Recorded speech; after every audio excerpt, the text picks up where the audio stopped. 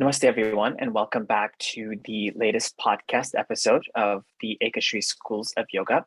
So, we wish you all a happy new year, belated happy new year at this point, actually. And as we've mentioned before, for the last couple of months that we've been doing this, the goal of the podcast is here to just give people who are interested some kind of accessible exposure to various different topics and concepts within yoga philosophy that can be complemented and sort of paired with a physical practice, just so that you can get a sense of what different practices we do, why we do it, what are some of the core concepts we use, and what do all these things actually mean when we think about applying them on a day-to-day basis. So as we've done in the past, we've had a couple of different topics that we've explored so far where we've really dissected them in depth over the last couple of sessions. And the goal of this, like we've mentioned, is to really make sure that people are able to access this topic in a very easy way and just kind of understand how they can bring these different concepts into their daily lives. So with that, why don't we go ahead and start with our topic today? And so we have a very interesting topic for the first one for the New Year plan, which is the concept of Namaste. So Shriram ji, I think, why don't we just go ahead and start with what does the word Namaste mean in Sanskrit? Namaste Vedant and Namaste everyone. So Namaste has now become a very ubiquitous word.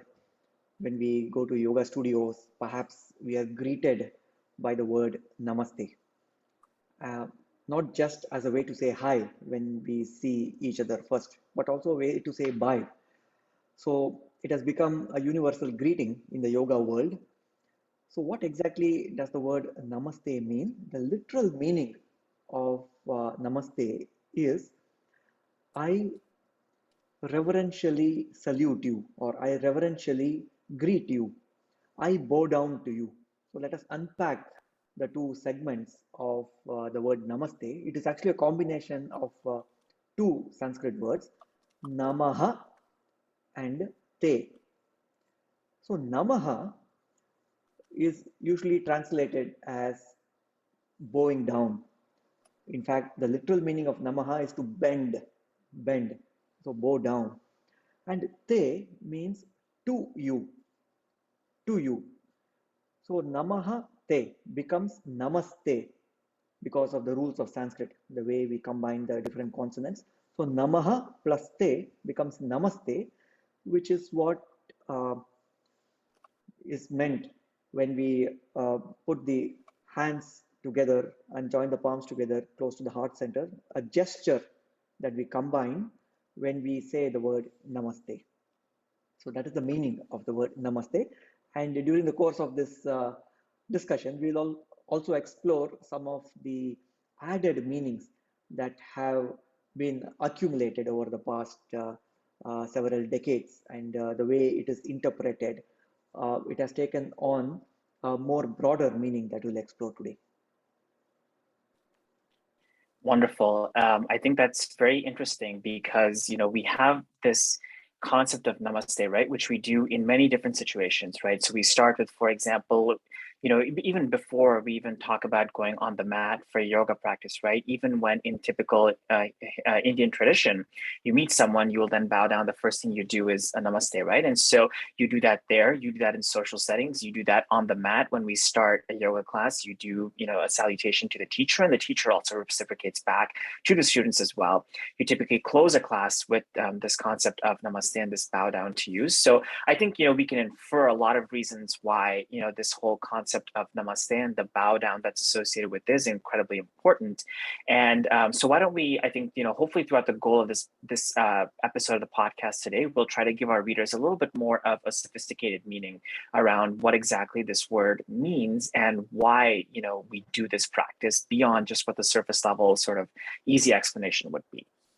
So with that, Shriram Ji, I think it'll be nice to maybe touch upon, now that we know and have established this foundation for what the concept of Namaste actually means. Can we get a little bit deeper into how exactly this term came about and the origin story of Namaste?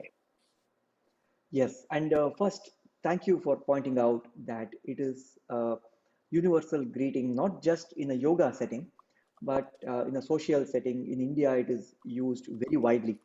So one of the most common ways to greet each other is by way of Namaste. So when we talk about the broader meaning of Namaste, one of the models that we have in yoga, where we model the world using a very unique perspective that says that at the heart of every being, there is something special that resides there. We can call it the spark of divinity, something very precious, something very sacred that resides in the heart of all beings. And we see this uh, repeatedly in the teachings of yoga, in many of the the foundational yoga texts, such as the Yoga Sutras and the Bhagavad Gita and so forth. So, inside the heart of all beings, the spark of divinity resides. So, when we say Namaste, it is a way of acknowledging that spark of divinity. And beyond that, not just acknowledging, but also to honor that, respect that. I respect that sacred space that lies in your heart, the spark of divinity. I acknowledge that, I respect that. So it's a reverential greeting. Now, in order to see something very precious, we have to be in that space ourselves.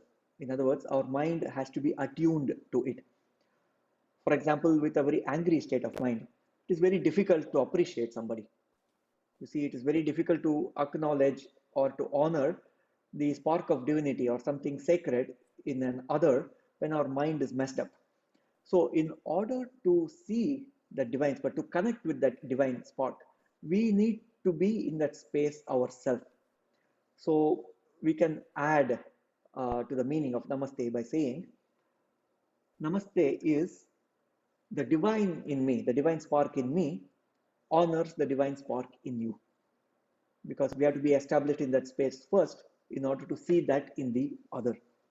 So, this is the broader meaning that the word Namaste has come to espouse, and over the past several decades, and so it's much more than just saying I greet you or I bow down to you. There is a lot of depth and meaning behind it. Thanks, Shriramji. That's wonderfully explained. And so maybe can we get a little bit more tangible into when we use this concept, right? This divinity within you or this spark within you. I guess for, someone who's new to this whole, spiritual philosophy, what does that spark actually, like, what does that mean? Yes. So when we talk about spark of divinity, perhaps it sounds a little airy-fairy. So yoga is actually based on a system called Sankhya. So Sankhya presents a very unique perspective of how to behold this universe, and it classifies this whole universe as um, with a few set of building blocks. And the two fundamental building blocks in this universe is the sentient beings, and the other aspect of it is the insentient or inanimate. So when we talk about this physical universe which is inanimate, in which all the sentient beings are having a shared experience, that is the model that Sankhya presents, and which is what is used in yoga as well. It builds up upon the Sankhya philosophy. Now, from this perspective, the divine spark is nothing but the spark of awareness that resides in the heart of every being. Of course, when we say the heart, it is not the physical heart, but we are talking about the core. The core of all being resides this spark of consciousness or awareness, and we call it divinity because that is how it is presented in the Sankhya philosophy, which says that all that we are seeking, the happiness, the bliss that we are seeking, that we are hankering for outside, ultimately we will find it in this center, in the place that we carry, the spark that we carry. So that's why it is so sacred, it is very precious. And to this, I bow down to you, or I offer my reverential greeting. That is what the word namaste signifies. So, when we talk about why this is so special, why connecting with the spark of divinity or the sacred space is because it helps us to start our conversation. So when we greet somebody and when we begin our interaction, we start conversing with them, it allows us to start on a very good note. We acknowledge that they are very uh, they're respected, they're honored, they're respected, and then we begin our interaction. Otherwise, what happens is when we do not uh, see them as sacred, then we may get caught up in the opinions that we have about them, or perhaps our past memories, perhaps our judgment that says, okay, this is a good person. Perhaps our intellect has judged them good or bad, or has judged them in other ways. Oh, they belong to a certain political affiliation. So, or they are a scientist, or this person is a musician. Like that, the roles they play is what is very visible to us. But the word namaste, when we greet with namaste, it says you are beyond the roles and functions that you perform in day-to-day life. And I connect with the truth of who you are. So that is what namaste signifies. Got it. And so I think essentially then, if I'm interpreting this correctly, you can kind of think of this as a gesture where each person who basically, if you're doing this to someone else, right, you're essentially putting yourselves on an equal footing, regardless of, what, like you mentioned, right, what kind of backgrounds, opinions, any kind of connotation, baggage, whatever you might have about that other person. You essentially leave that at the door when you do this gesture, and then from there that puts everyone on an equal footing in order to be able to fully, I guess, embrace the other person that you're maybe interacting with. So that's interesting. And I think that leads to the next sort of point on that, right, which is I guess a derivative of this topic, which is it's interesting that I think this is done towards this whole concept of namaste and bowing down. It's not just towards, let's just say, a student towards a teacher, but it goes both ways. And so from that point of view, can we maybe discuss a little bit from the perspective of a teacher, or not even teacher, but let's just say someone who's senior, right? So maybe parents to kids, or maybe someone who's much wiser versus someone who's maybe like a youth. Why is it important that the more senior, experienced person in the equation here also reciprocate on this concept of namaste, as opposed to just maybe the more quote unquote junior one? Yes, in fact, when we read the Sankhya philosophy, what we learn is that when the body undergoes a change from childhood or even from an infant, and then we go through childhood, youth, and then the middle ages, and then the senior years of life. So, in this whole life journey, the spark of divinity, that sacred space that we are talking about, is a constant. So that is the proposition that Sankhya presents. And so things change at the level of the body and even at the level of the mind. And in the midst of all this change, there is this constant that is always there. And that is, as you mentioned before, it is the same quality of that spark of awareness in the heart of all beings. So whether it is a small child, or whether it's a senior person, whether it's somebody who's very learned, a great scholar, it doesn't matter. In the heart of all beings is the same spark in the sense that the quality of this sacred space is the same across all beings. And so when we understand this, it makes sense that even a senior, when they say namaste to somebody who is very younger, much younger to them, or a teacher to a student, so this concept of reverential greeting makes sense both ways.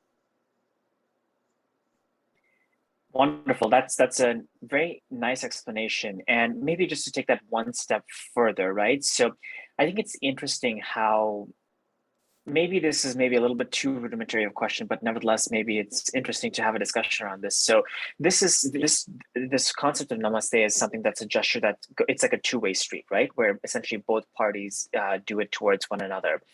But in other in other maybe I don't know what the best term is, but in other practices within the Indian traditions, right? There's only certain practices you do where the junior person does it to the senior person, but the senior person doesn't do it back, right? So why is it that maybe only certain things are done both ways, whereas certain other things, traditions, are only done from the more junior person, in the dynamic relationship to the more senior person, as opposed to the other way around. So, for example, maybe touching someone's feet, right? That's typically something that only the junior person does towards the more senior person in the Indian tradition, whereas it doesn't go the other way around. So, how would you compare and contrast the greeting of namaste versus those traditions that are maybe just one way as opposed to both ways? That's a very interesting question. You are right. There are certain practices that is a one way, but as far as namaste is concerned, it doesn't apply that way in the sense that it is universal. It We can say namaste not just namaste to another human being, even to all sentient beings, anything that is alive. There's a spark of divinity there, and we offer this reverential greeting, namaste.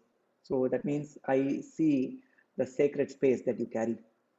So that is another beautiful way to connect, not just with humans, but to all beings on this planet. Wonderful. I know I was just very curious about that. So that's a very interesting contrast. So thanks for bringing that up, Shriramji. So I think the next, maybe now let's take it a little bit more, concrete in terms of what we actually do when we say or perform the concept of namaste. So why don't we touch upon, so what is the hand formation that we actually use in the namaste, when we greet someone with namaste, and what is the significance of that hand formation specifically, and why do we only use that hand formation? Yes. So first of all, the hand formation where we bring the palms together, join the palms together and bring the hands close to the heart center. And there are some variations of it that we will talk about in a few moments. First of all, notice that it's a non-contact way of greeting, and especially in pandemic times, perhaps this could be a very more preferred way of greeting each other, non-contact way. So talking about the gesture itself, where we join the palms together, bring the hands close to heart center. So this is one of an example of a mudra. Mudras are hand gestures or even whole body gestures. Some postures are also called mudras. So this mudra, this hand position, this hand gesture is called the Anjali mudra. And Anjali literally means offering, offer something. So Anjali mudra. Now, there's a significance to this Anjali Mudra, and I'll mention a couple of them. One is that when we bring the hands close to the heart center, we are actually activating the sensations in the heart region. Not the physical heart, but the heart chakra, you could say, the heart center, which lies in the center of the chest. You could feel some sensations there, perhaps. So, according to the theory of chakras in yoga. So when we study the mechanics and the dynamics of how the energy flows in the chakras, we discover that connection to other beings, connection to others, it comes from the heart. So that's why perhaps the heart is the symbol for love. Nowhere in the world would we see that the symbol for love is the nose or the left big toe. You see, it's always the heart because there is a sensation that comes up in the heart. So it signifies human connection. That's where it comes from. So joining the palms together and bringing it close to the heart center, it allows for that human connection to take place. Also, Anjali, as I said, is translates as offering. Offering. I offer to you. And in one of the traditions, uh, people usually carry flowers. They actually carry flowers and hold the flowers between the two hands and they offer it. You see? So That's why it is called the Anjali Mudra. And flowers signifies the soft emotions of compassion, connection, etc. So when we join the palms together, it is a way to say that I offer these soft feelings. In other words, these subtle feelings that strengthen the connection between you and me. So we are not starting with the opposite, namely anger or judgment, or we are not using a negative emotion to start the interaction. We are using a positive emotion of compassion, soft emotions, and so forth. Also, this Anjali Mudra, there are some variations. Of course, the most common is when we bring the hands close to the heart center. There are also other expressions where the joined palms are brought to the forehead region or even above the head. And these are some variations we also see. In some situations where the greeting is towards somebody who holds a power of authority, maybe a king, or when people visit a temple in India, so when they express the namaste to the king, or when they offer their prayers to the deity in a temple, so the Namaskara Mudra or the Anjali Mudra, they also hold it at the forehead region or even above the head. So these are some variations as well of the hand gesture. Wonderful. Thanks for sharing that. And I think it's what your sorry, your point about how this really helps us set a positive affirmation, right? In order to basically connect with the practice that you're doing or whoever it is that you're doing the namaste with. That concept of having this sort of serve as a foundation by which you're going to make a positive affirmation into that activity or relationship or interaction that you're doing is a very interesting one, and I think further reinforces why this whole concept of bowing down, the salutation, right, namaste, is so important. So we've talked about how that is maybe done for tangible things such as people, practices. But I think one interesting thing that is just sort of an example about how the concept of namaste can be used for maybe intangible, quote unquote intangible things is, right, when we do a sun salutation sequence, the Surya Namaskara sequence, right, we start with the concept of standing up tall, right, your back standing up tall as well, and then you're starting in this namaste position where you have your hands basically out in front of you in that same mudra. So what is the importance of that starting, and I think the reason why we say this is for our audience, right? When we teach this in classes, I think we all emphasize that, let's start up tall, I'll have the hands in this formation, but we don't really go into depth as to why this is important, right? So can you maybe elaborate a little bit around why we do this initial namaste position when we start the Surya Namaskara sequence, and why is that important that we take that step, even though it may be sort of a mundane, sort of restful step? Why is it important that we take that step seriously? In fact, all of the postures in the sun salutation is a way to express that gratitude, to express the reverence to the sun. In fact, this brings us to um, this practice where we see the divinity in all of nature. You see, the practice of sun salutation is to recognize the value of the sun in our life. In other words, we see sun as sacred. Same thing can be applied in different aspects of nature. Seeing sacredness in a river, seeing sacredness in a tree, and even seeing sacredness perhaps in what we may think as an inanimate object. For example, a musician who plays an instrument, for them, the instrument is a very sacred thing. It's alive. It is not an inanimate thing. You see, it comes alive. They have respect to their instrument. So, whatever we respect and revere, we would not pollute it. For example, when we respect a river or when we respect a tree, we take care of it. We become good stewards. We become good caretakers of them. You see, we don't destroy them ruthlessly. So again, it brings back to the namaste when we greet each other, when we interact with each other, when we respect them, when we see the sacred space behind them. We don't want to pollute with our negative emotions. We don't want to throw what we can say as a garbage of negative emotions towards them. We respect them, so we um, we see the best in them. Another way to say namaste is I see the best in you. So all this will have positive consequences. When we see the sacredness, then we do the best for them, and best for the planet, best for the rivers, the trees, the sun, and so forth. Wonderful. I think hopefully that gives our audience a sense of why we start with that position, right, in the sun salutation sequence, and sort of why it's important to take that seriously as opposed to just maybe using that as a starting point or a resting point to catch your breath or think about the next round of the practice that we do. So hopefully that gives some context as to why we do that in the practice. So to add So I think, to yeah.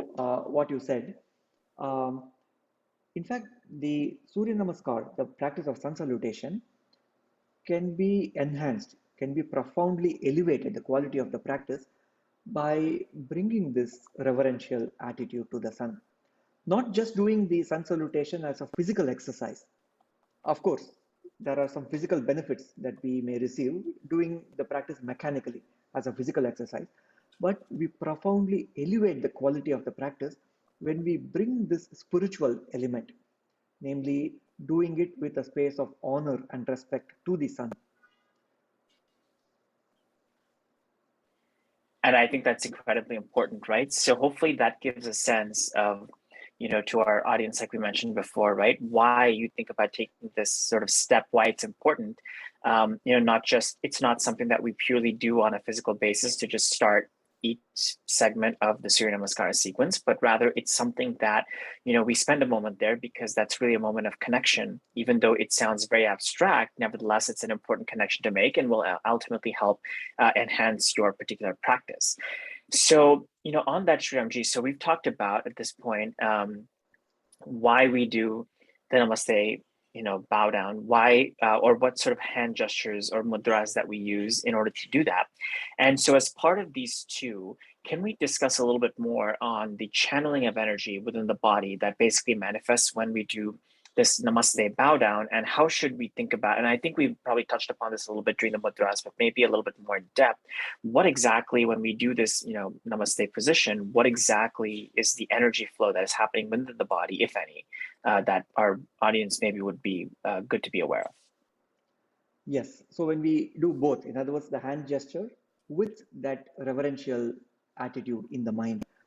So, as we discussed before, the place where the connection is felt is at the heart center. You can actually feel the movement of, so to use a yogic term, the prana, the movement of the energy that we can feel it in the heart center.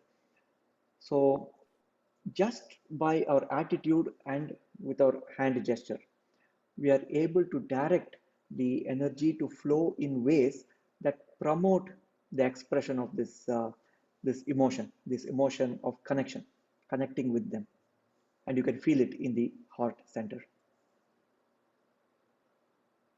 Wonderful. And so I think that, hopefully gives a good comprehensive picture around why we do, the Namaste and how we do it and sort of what the importance is. So are there any situations where we, typically do not, maybe this is not the best of questions, but nevertheless, I'll still ask it. But since, you can kind of use the Namaste hand greeting or gesture sort of in any situation, it seems like, are there any situations where you should not use the Namaste position, or is that just sort of maybe not a great question just because there really isn't an answer to that and it's kind of applicable everywhere?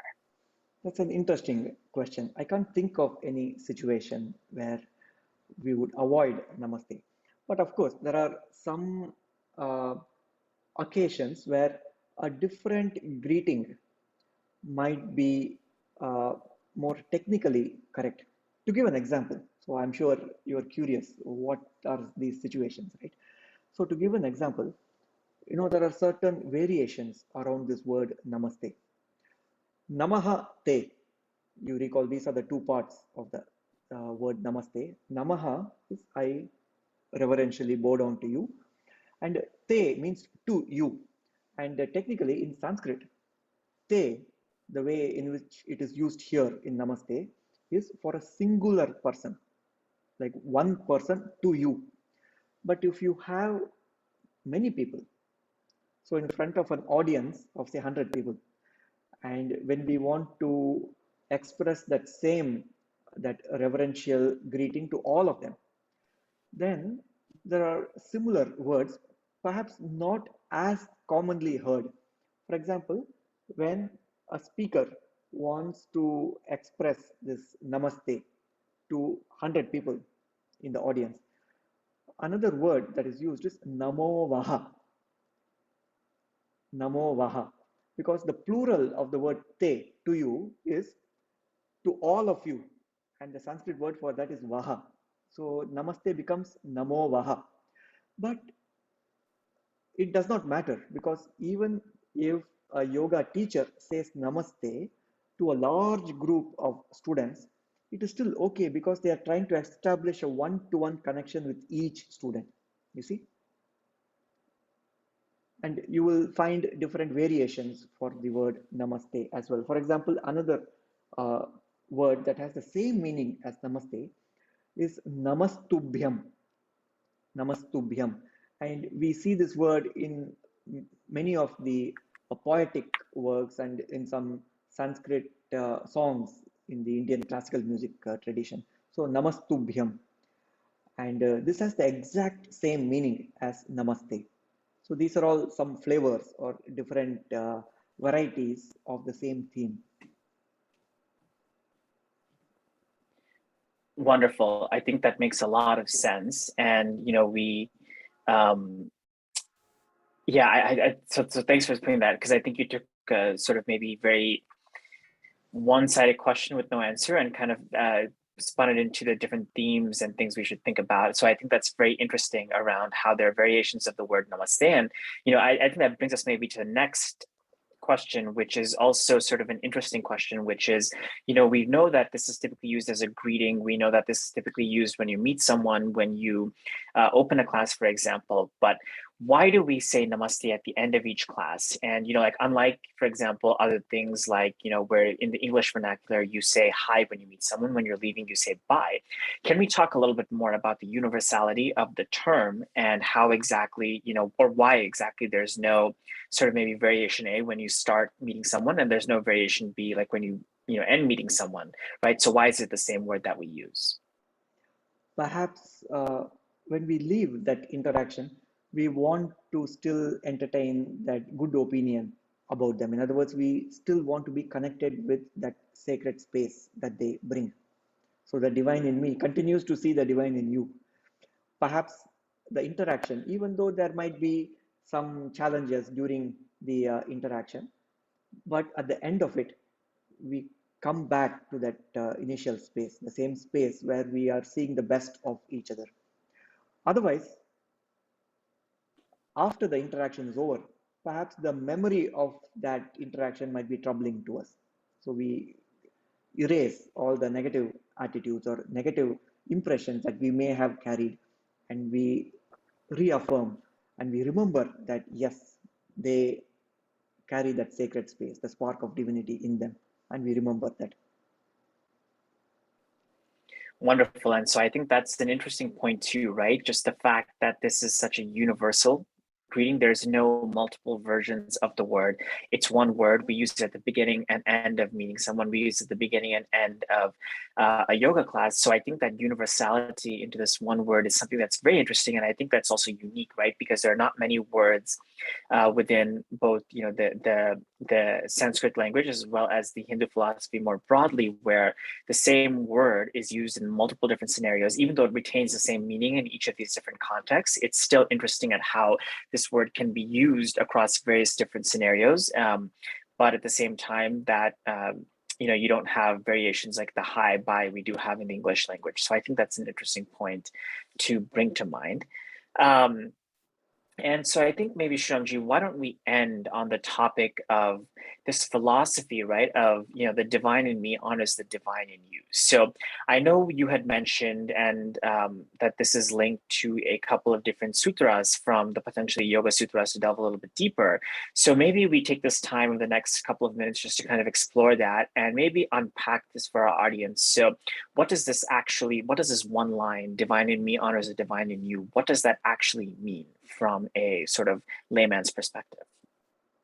Yes. So in the Yoga Sutras, Patanjali gives a couple of sutras on this topic, which can be interpreted as seeing the divinity in the other. There is a sutra where he says, Tat pradishedartham ekatatvabhyasaha. Ekatattva. So direct your awareness to that one single principle.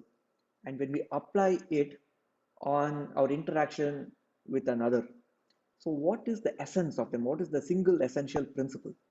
So go to the heart of the matter, not their opinion or whether they're short or tall or not their affiliation to this or that, but go to the heart of who they are.